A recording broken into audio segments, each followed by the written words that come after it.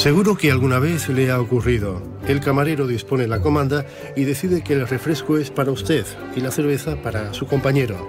Naturalmente, llegado el momento, le entregarán la cuenta a él y no a usted, dando por sentado que solo el varón lleva dinero y que además debe invitarle, que para eso usted es mujer y él es un caballero. Son micromachismos, gestos sutiles, cotidianos, quizá bien intencionados, pero en absoluto inofensivos.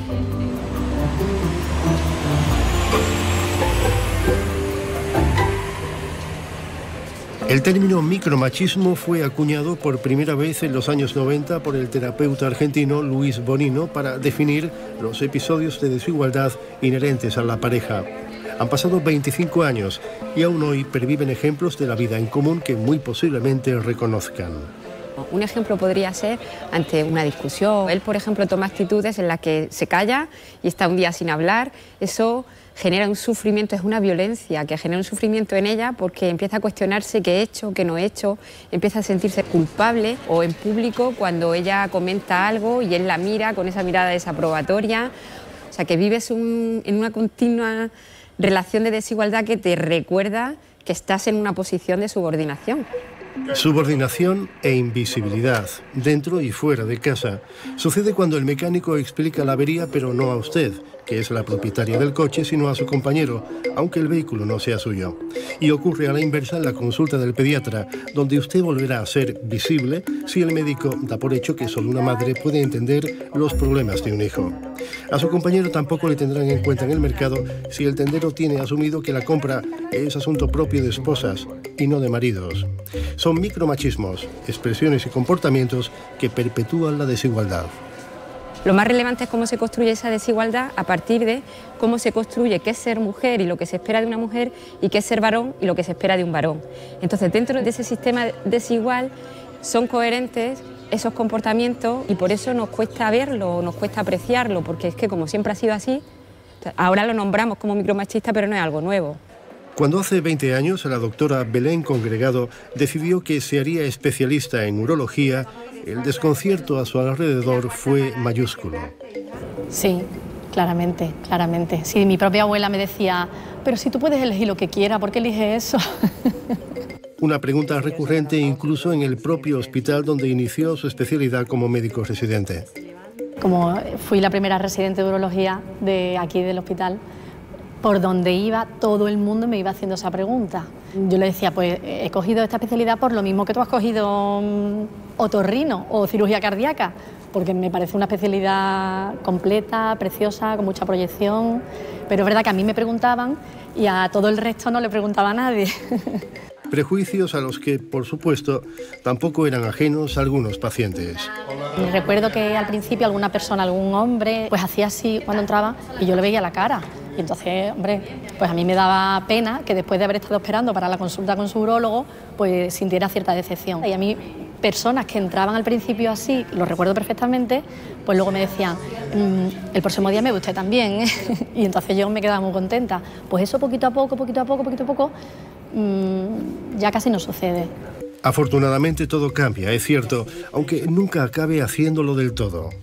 Lo normal es que cuando los urólogos nos reunimos en congresos, en grupos de trabajo, en reuniones, y yo voy con un compañero varón, sistemáticamente a mí primero me preguntan por mi familia, por mis hijos, y luego ya por el trabajo, y a él sistemáticamente le preguntan exclusivamente por su trabajo, aunque también tenga hijos y familia. Entonces no me puede molestar porque es bien intencionado y desde el cariño, pero en el fondo siempre digo, ¿por qué no me preguntas a mí también primero por mi trabajo? Luego ya te digo, no me puede molestar, pero en el fondo un poquito sí. La enóloga Belén Puertas percibe un lento pero constante cambio de tendencia, incluso en un mundo, el del vino y las bodegas, tradicionalmente masculino. Cuando yo llegué era la única mujer, estaban las dos señoras de la limpieza y yo. Eso ha cambiado radicalmente. Actualmente somos muchas más mujeres aquí trabajando como enólogas, como científicas, como investigadoras y técnicos, más mujeres que hombres. En el campo no, la gente que tengo aquí en bodega son hombres, incluso en viticultura.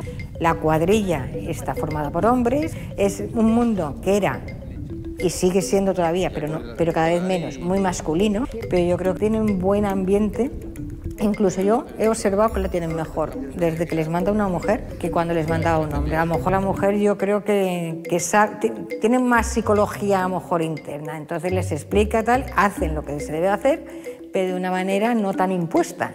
Belén Puertas dirige algunos de los proyectos de investigación más avanzados sobre el vino de Jerez. Un buen vino tinto o un buen vino blanco se puede hacer de mejor o peor calidad en casi cualquier parte del mundo, pero un vino de Jerez, al igual que un vino de Oporto, al igual que los vinos de Tocay, son vinos especiales muy distintos. Tanto la albariza como la crianza bajo velo, como la crianza oxidativa, ha tenido muchos imitadores, muchas cosas, pero no salen los vinos iguales. Una experta en vinos cuya cualificación no siempre es un antídoto contra el micromachismo. Vas a un restaurante, pides una botella de vino y a Dios gracias están cambiando algunos. Muchas veces llega el camarero, el sumiller, y te pregunta quién lo va a probar, y otras veces directamente se lo dan a probar al hombre. ¿Es así en cualquier parte? ¿Sucede de la misma forma en otros países de Europa? Soraya Osuna encuentra notables diferencias. Esta periodista sevillana ha desarrollado su actividad profesional en Holanda como asistente personal de altos directivos en grandes corporaciones o en organismos internacionales vinculados a Naciones Unidas. Cuando alguna vez se interesó por un empleo de su nivel en España, se enfrentó a entrevistas de trabajo en las que su dilatada experiencia y el dominio de 4 idiomas tenían menos peso que su vida familiar. El ejemplo de tienes niños, si no los tienes, ¿por qué no los tienes? Tu marido está de acuerdo, horarios laborales compatibles con tus labores de casa. Y ese tipo de preguntas jamás, en 24 años que he estado en el extranjero, me la han hecho. Y no solo porque en Holanda preguntas de ese tipo se consideren inapropiadas o de mal gusto, sino porque allí indagar en las circunstancias personales o familiares durante la selección de empleados o cribar un currículum en función del sexo es sencillamente ilegal. Ese tipo de situación no existe, es decir, yo he estado en situaciones donde ha habido hombres y mujeres como asistentes personales y el trato era exquisito porque hay un respeto, hay una confianza mutua, entonces no se trata de si eres o no eres o qué falda llevas, si estás maquillada o no maquillada, que aquí me ha pasado, y la verdad es un abismo. Es un abismo, o sea, yo creo que la base está en el respeto. Micromachismos que lo impregnan todo, en un viaje de ida y vuelta desde el ámbito privado a la esfera pública y viceversa. Los micromachismos suceden en cualquier espacio social, por ejemplo, en las relaciones laborales, en los espacios laborales y profesionales, suceden en los espacios educativos, en los institutos, en las universidades, sucede en cualquier institución del Estado, en la judicatura, en la ciencia, cuando salimos para tener un momento de ocio y hay grupos de amigos y de amigas, en las familias, cuando vamos por la calle y, por supuesto, en las relaciones de pareja. Gestos aparentemente insignificantes que apuntalan un enorme desajuste. Según el Instituto Nacional de Estadística, las mujeres españolas ganan de media un 23% menos que los hombres, aun realizando el mismo trabajo. O lo que es lo mismo, las mujeres españolas trabajan 55 días gratis al año. Urge cambiar un orden laboral claramente injusto, pero no seremos capaces de trastocar la desigualdad de trazo grueso si antes y al mismo tiempo no cambiamos los pequeños comportamientos.